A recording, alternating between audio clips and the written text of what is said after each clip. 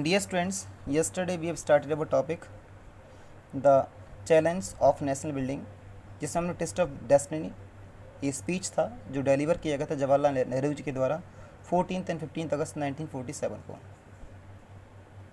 उन्होंने आज़ादी को एक चिर प्रतीक्षित एक भाग्य वधू के रूप में यहाँ पर दिखाया है। इसके बाद हमने पढ़ा था 3 चैलेंज पढ़ी थी। तो पहली तो थी देश को एकता के सूत्र में बांध कर रखने की चुनौती, to shape a united nation. Second थी लोकतंत्र को बनाए रखने की चुनौती, ये लोकतंत्र को स्थापित करने की चुनौती। और तीसरा था विकास की चुनौती, लोगों के कल्याण की जो चुनौती थी। ये 3 चुनौतियाँ थी, इसके बारे में कल पढ़ा हमने। इसके बाद पढ़ा आपने partition, displacement and rehabilitation.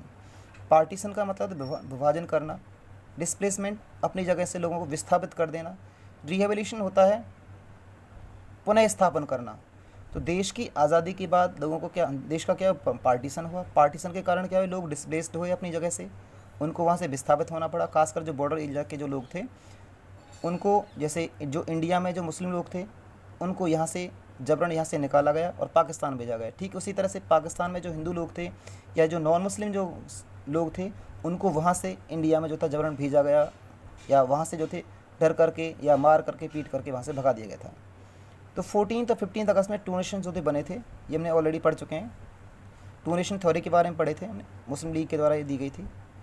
Process of partition, इसके बारे में रीड किया हमने। उस समय जो प्रॉब्लम्स आई पार्टीशन के दौरान, कौन कौन सी प्रॉब्लम्स आई उनके बारे में पढ़ा हमने, कि कोई भी ऐसा निश्चित जगह नहीं थी कि जहाँ पर मुस्लिम मेजॉरिटी हो तो किस एरिया को जो है मुस्लिमों को दिया जाए। इसके अलावा सभी जो मुस्लिम थे वो नहीं चाहते थे कि हम भारत से जाएँ। तो कई सारी समस्याएँ थी जो लोगों के सामने आई। अल्पसंख्यकों की समस्याएँ थी कि मेजॉरिटी एरिया तो चलो डिवाइड कर दिया कि यहाँ मेजॉरिटी है मुस्लिम्स की या हिंदूज़ की, तो यहाँ पर इंडिया बनेगा, यहाँ पाकिस्तान बनेगा। लेकिन मेजॉरिटी वाले इलाकों में क्या थे, माइनॉरिटीज़ थी, कुछ अल्पसंख्यक लोग थे।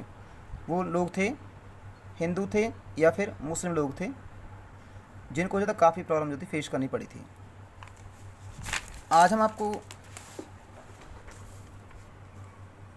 हम डिस्कस करेंगे आपके साथ कॉन्सिक्वेंसेस ऑफ पार्टीशन। देश का जब विभाजन हुआ धर्म के नाम पर, कि हिंदुओं के लिए हिंदुस्तान, मुस्लिमों के लिए पाकिस्तान, तो इसकी वजह से कौन कौन सी समस्याएं हुई।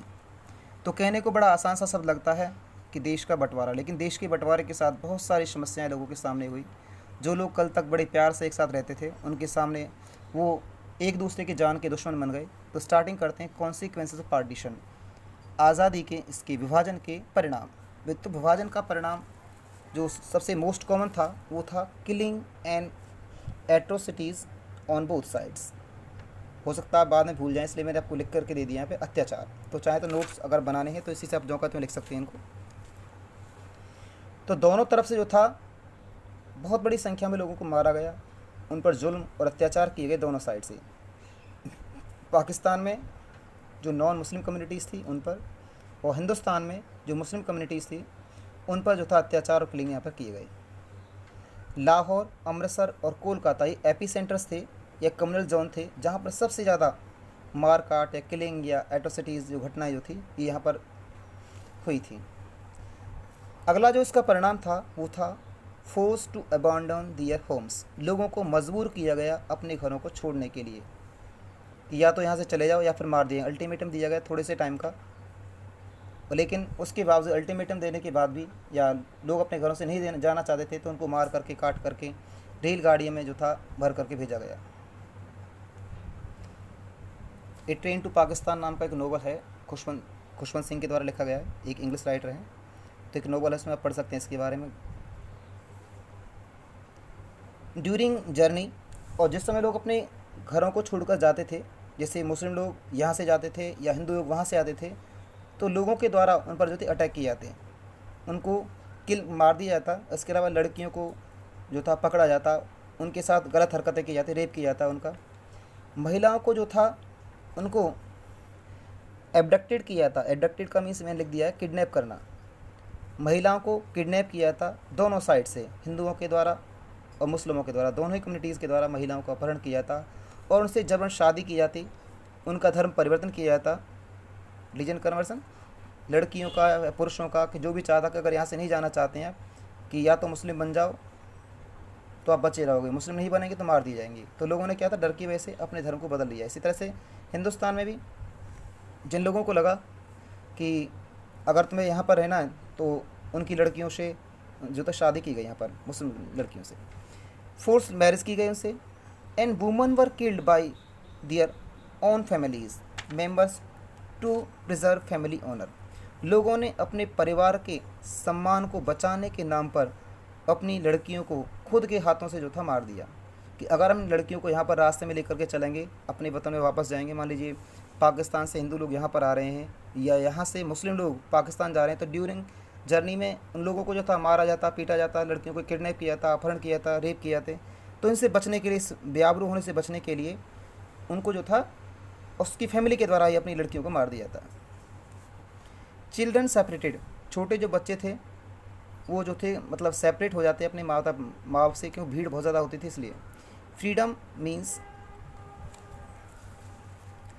रिफ्यूजी कैंप्स, हालांकि देश का बंटवारा हुआ, आज़ादी हुई, लेकिन आज़ादी का जो मतलब निकला लोगों के लिए, आज़ादी का मतलब तो होता है कि लोग खुले मन से अपना कोई भी काम कर सकते हैं, लेकिन उस समय जो आज़ादी का मतलब था वो था देश रिफ्यूजी कैंप्स में कन्वर्ट होकर के रह गया। दोनों ही साइड, पाकिस्तान हो चाहे हिंदुस्तान हो, दोनों साइड रिफ्यूजी कैंप्स जो थे लगे।